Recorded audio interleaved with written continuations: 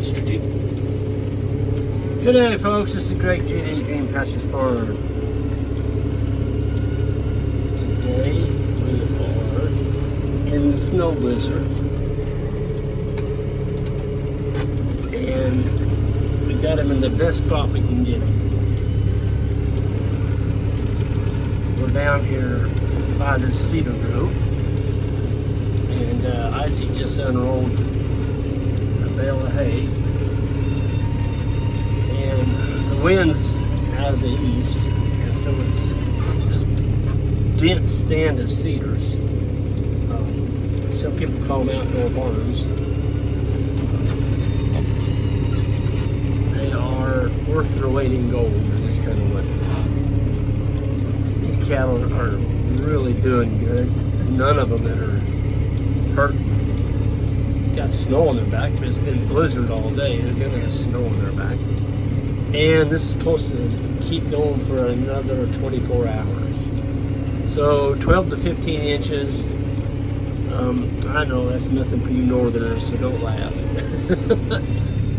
But heck, we just haven't had any snow since 2018. To speak of. And I'm just knocking the snowbanks down with the tractor. Isaac and Alex are coming behind me, and they're unrolling hay in their track. What we found out is if we'll just blade the snow back, the hay doesn't disappear as bad. And you got 10, 12 inches of fluffy snow, and you would put hay in there. The snow mixes with it, and you don't get as much consumption.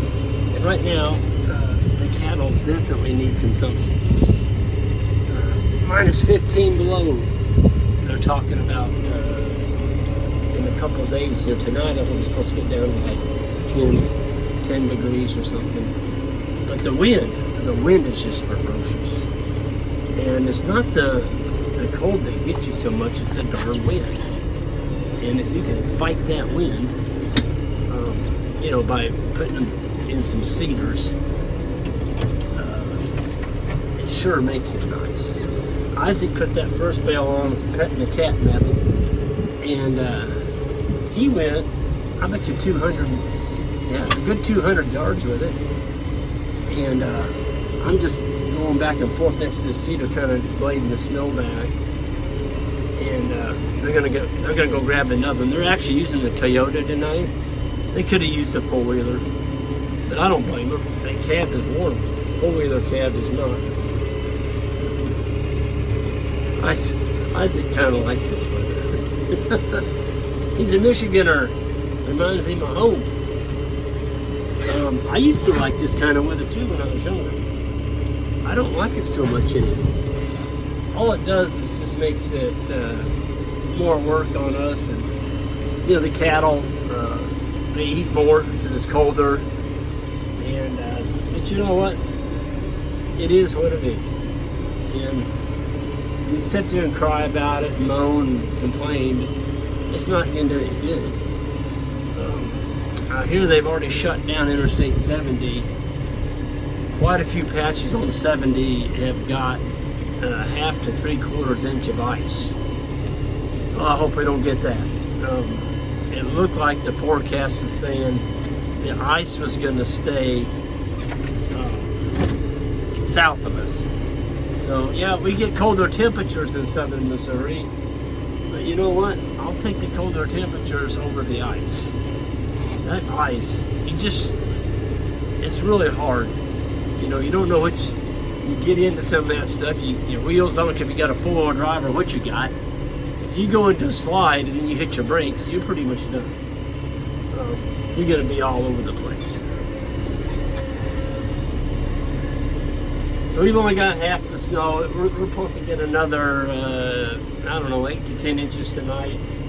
And we've got our cattle in the best place possible. That's cedar grove right there. And notice how they all huddle up next to each other. That's how they stay warm. So we got 320 head in here. And the bulls have not had any hay. And that's because the stockpile over there is about knee high. So they're digging through the snow and getting it. And they're tough. Them darn bulls are just tough. They're strong. They just push down and find the feed. Cows are pretty tough too. And we don't have any stockpile over here, not to speak of. I mean, it's like 3 to 4 inches high. Folks, you can't put 12 to 15 inches of snow over 2 to 3 inches, let's say 3 to 4 inches of stockpile, and expect that to feed them. It's just not going to do it. And that's because there's not enough down there. When they expend all the energy to get it, they're not getting a reward. They're not getting enough reward for all the exercise it takes and power to dig down there and get it. So somebody said they wanted to see a video of what we do in the storm. Well, here it is. Unfortunately, this snow, I don't know how much we're going to get total. We'll find out, I guess, in 24 hours. But it's supposed to be down negative temperatures for the next 5 to 7 days. So the snow is not going to go anywhere. We do have them in a really good place. We got plenty of feed, plenty of windbreak here. They got water here right over the hill. Matter of fact, they got water both directions. They got water up here and they got water behind us. So whichever end of the field they're the closest to, that's where they'll get their water.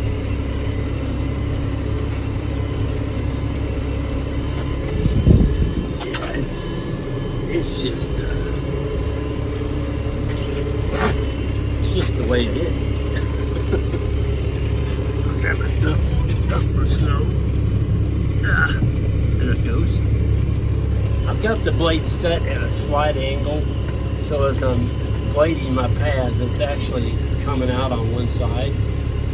If you don't put a slight angle on your blade, it'll build up behind it, and it starts coming over the top of your blade. And if you get in some really deep snow, it won't do you any good. It'll stop the tractor. And if it's deep, we're not quite that deep. We might be tomorrow. See how nice that is? It's leaving a nice surface for Isaac and Alex to unroll hay in, and the hay's not going to get mixed in with the snow. So we only do this when we get a lot of snow, which isn't very often. So it's Good Samaritan Day. I bladed a couple of driveways on the way over here. People always appreciate. Nobody has vehicle, nobody has equipment to blade their drive. And several people out here are older. I don't want them to have a heart attack out digging snow. I read once that that's one of the hardest things on your heart. If you get out in cold weather, you can't get your air very well anyway. Then you go out there strenuous, you're bent over with a shovel, and it's a great way to get a heart attack. So be careful out there, folks. Hire a young fellow to go out there and scoop your driveway. Don't think you're Mr. Schwarzenegger and you're oblivious to getting hurt. It's not worth it. Snow's not worth it. So they're going down to that pond. I can see there's tracks down there. So they're watering off both ends, which is cool. Here comes Isaac and Joel. Not Joel.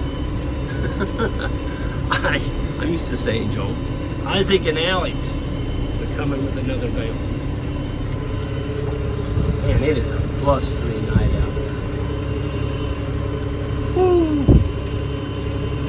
Cattle are so tough though. They're probably, I'm going to get a lot of hate off this email or this video. I don't care. Cattle have been outside since whenever they were created. There wasn't barns. Animals didn't go inside. They stayed outside. They found a wind shelter like we got right here. And they went on about life. I saw a guy today, he had them up in a barn, and the poop, and the mud, and the manure. All the cattle were baked. It's like you just baked them in manure. What do you think they're going to do tonight? When it gets negative below zero, their hair is all frozen in mud. These cattle got some snow on them, but it's not frozen mud. makes that big difference. So, yeah, just get him out of the wind, give him some hay, and life is good again. I'm gonna stop right here because Isaac's getting ready to. There he goes. So he just released the bale.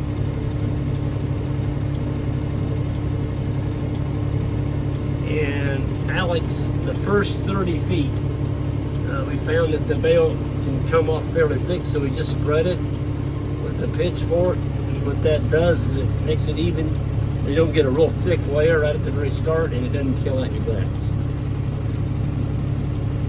And here he goes.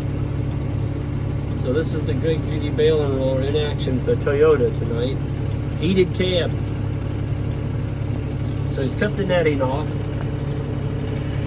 And he's got the bale put on backwards to cut the cat method. So it's going to go a long ways. It's just coming off in chunks. Look in the cows.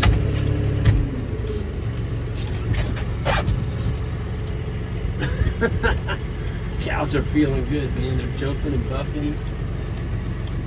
There he goes.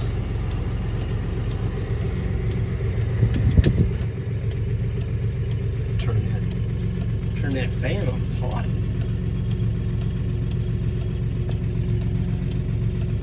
Yeah, it's pretty cool to be able to have a place like. We knew the storm was coming. Isaac and I did some brainstorming, like where do we want them? And we couldn't think of a better place than all these cedars, because we got cedar groves on this side of the farm, we've got them on the other side of the farm behind us, and we've got them going down this ridge right there. So no matter what, on both sides of the ridge, so no matter what direction the wind's out of, we've got cedar shelter belts that we can feed cattle with. And how long are they going to be here? Well, how long the storm lasts. So are we going to have a lot of fertility put in right here? You're absolutely right, there will be. And next spring we can do a video on this area right here. You're going to be surprised how much grass grows. Folks, where those cows are at, that's a solid cedar grove. We cut that all out with a chainsaw, and Johnny pushed out the stumps. Some of y'all may remember that video of the stumps he pushed out. But Isaac has still got that bale on. He's coming back now. He's went probably 200 yards with it. He's coming. He's still got bale left on there. That's because he's got it on their petting the cat method. He's got it on there backwards so it doesn't all come off real quick. It spreads it out in chunks, saves a ton of pitchforking, and it spreads your cows out. Now see, he just backed up a little bit there to knock some more, get it started again. He's going to go forward, and he's probably pretty much got it.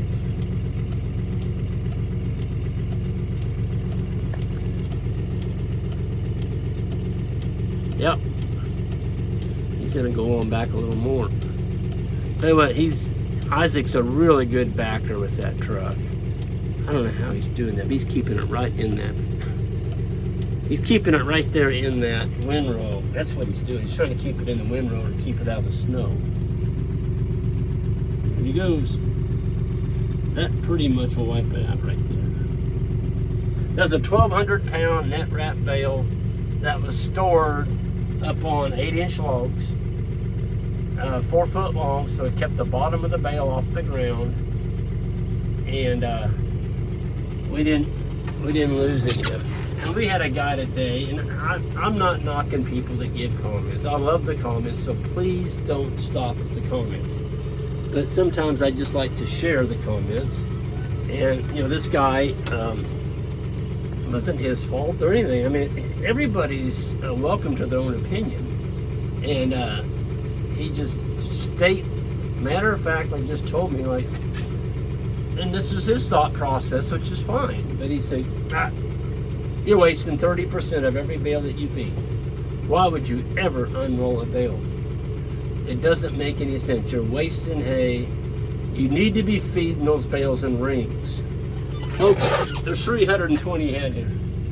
How many hay rings would I need when you got 20 cattle? Well, you wouldn't even get 20. You probably get maybe 15 cows per bale ring. Do the math, 320 divided by 15. Those bale rings, the good ones that don't break the first time you use them, they're $400 to $500 a piece. And they don't last forever. The cows tear the heck out of them. And now you got all your fertility in a 30-foot circle. You're not wasting it. You're feeding the soil microbes. The cows are all spread out here. Even the baby calves are getting something to eat. The young calves, there's no babies in there, but the young calves, they're getting something to eat. There's no boss cow that can push everybody away from the bale ring. And when you unroll it, you're also spreading all that seed. You're spreading all that seed all the way up through here. And the manure and the urine and the trampling. And if they do poop on a little bit of the hay, guess what? I just fed the soil microbes and the earthworms. I'm gonna grow more grass right here next year. My quote is, if you're gonna feed hay, make it pay. That's right. If you're gonna feed hay, make it pay. Get a return from it. Get more grass, put it all in a 30-foot circle. All you're gonna do is grow ragweed there for the next 3 years because you stomped the sod out. In Missouri, you'll punch through the sod and all you'll grow is ragweed there for years. Spread them out. You get a lot more bang for your buck per bale. I think the boys are gonna open that gate up there for me, so I need to shut up. Folks, y'all have a good one. We're fighting this storm here in Missouri. I'll let you know how much we get, and everyone have a good one.